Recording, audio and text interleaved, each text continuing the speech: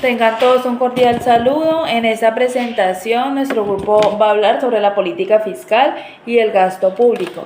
Para explicar estos conceptos de una manera más sencilla, vamos a utilizar un caso muy práctico, que es el caso de Carlos, un empresario que tiene algunas dudas sobre los impuestos que debe pagar por su empresa. Carlos es el dueño de una empresa de calzado que lleva 2 años funcionando y ha tenido muy buenos resultados. Sin embargo, tiene una preocupación: los impuestos que debe asumir por su empresa.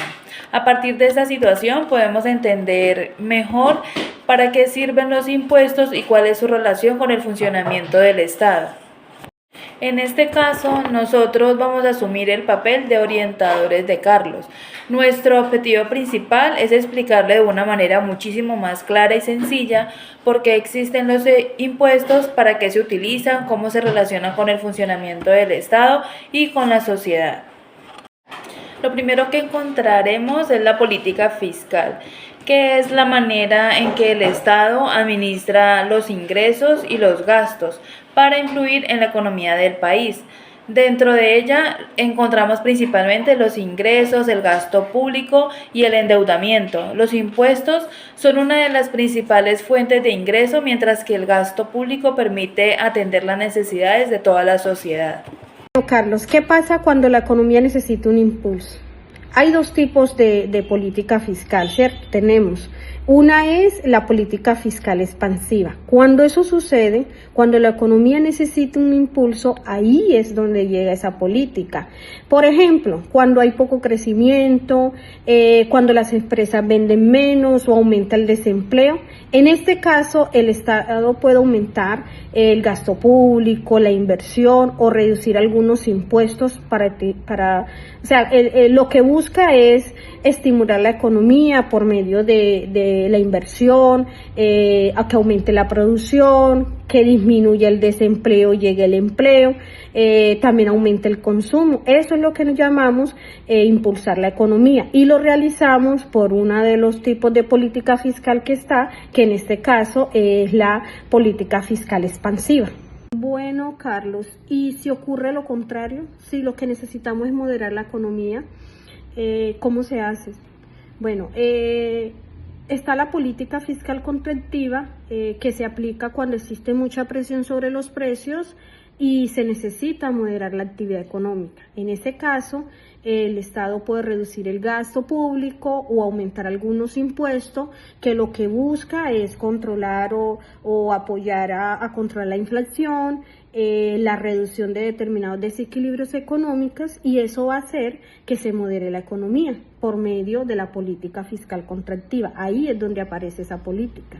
Bueno, hay una diferencia entre las políticas fiscales, ¿cierto? La política fiscal expansiva aumenta el gasto, reduce algunos impuestos, mientras que la contractiva reduce el gasto público y aumenta los impuestos, logrando que la expansiva impulse la economía, mientras que la contractiva la modera.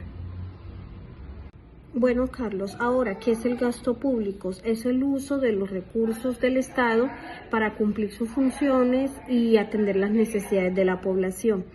Estos recursos se utilizan, por ejemplo, en salud, en educación, en carreteras, en seguridad, en justicia y, por supuesto, en los programas de protección social.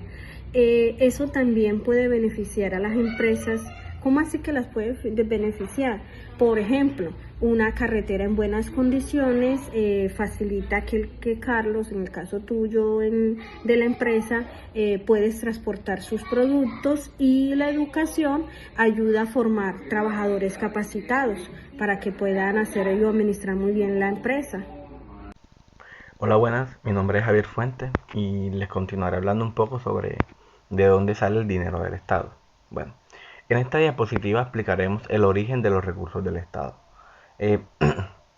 La principal fuente de ingresos del Estado son los impuestos que pagan personas y empresas, donde se mencionan 4 tipos claves en Colombia.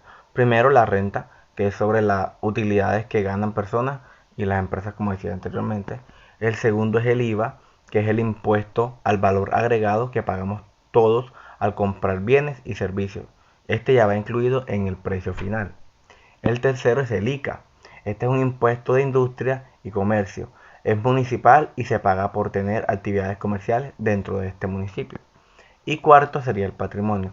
Este se paga si tienes un patrimonio grande y cumples las condiciones de la ley.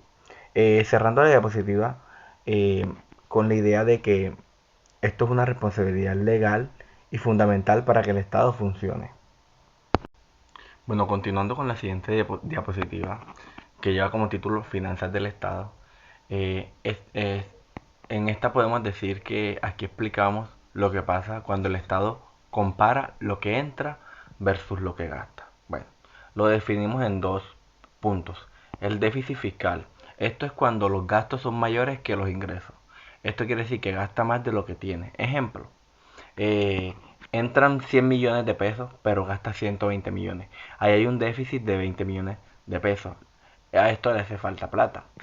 Y el segundo ítem sería el superávit. Este es cuando los ingresos son mayores que los gastos. Le entra más de lo que gasta. Ejemplo, si entran 100 millones, pero solo te gastas 80, hay un superávit de 20 millones. O sea, quiere decir que le sobró plata.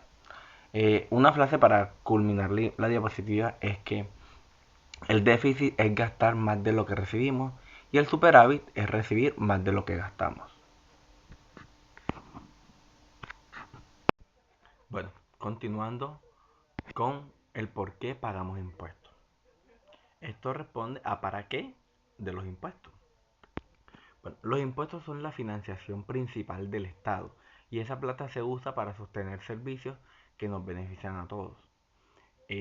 Tenemos 6 ejemplos de esto, los cuales son los hospitales, los colegios y universidades públicas, la carretera, la seguridad que viene siendo como la policía y esas entidades, programas de protección social y administración de justicia.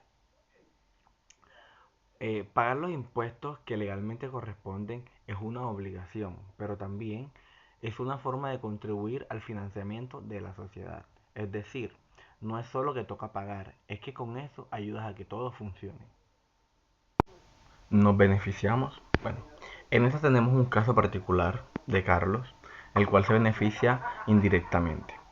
Bueno, cabe aclarar que aunque el empresario no recibe el dinero de los impuestos de vuelta de forma directa, sí se beneficia porque el Estado usa esa plata para crear un entorno donde su empresa pueda funcionar. Por ejemplo, le ponemos ejemplos concretos. Lo que son las carreteras, los cuales facilitan el transporte de sus mercancías. En segundo está la educación, que es ayudar a formar trabajadores más capacitados para contratar. En el área de la seguridad, protege sus actividades empresariales. En el área de la justicia, hace parte del funcionamiento de las instituciones que regulan la actividad económica. Y podríamos decir que, aunque Carlos no recibe directamente el dinero que paga en impuestos, estos recursos ayudan a financiar servicios y obras públicas que también hacen parte del entorno donde funciona su empresa.